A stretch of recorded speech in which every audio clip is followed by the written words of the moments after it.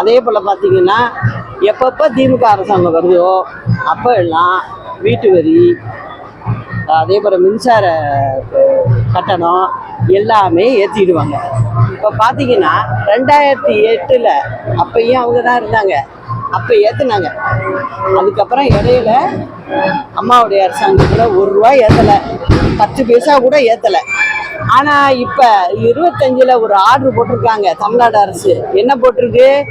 அது கிராம பகுதியாக இருந்தாலும் சரி, எங்கேயா இருந்தாலும் சரி, ஒரு சதுர அடிக்கு இவ்வளவு வாங்கு அப்படின்னு போட்டிருக்கு. எல்லாமே ரெட்டிப்பாக போட்டிருக்கு.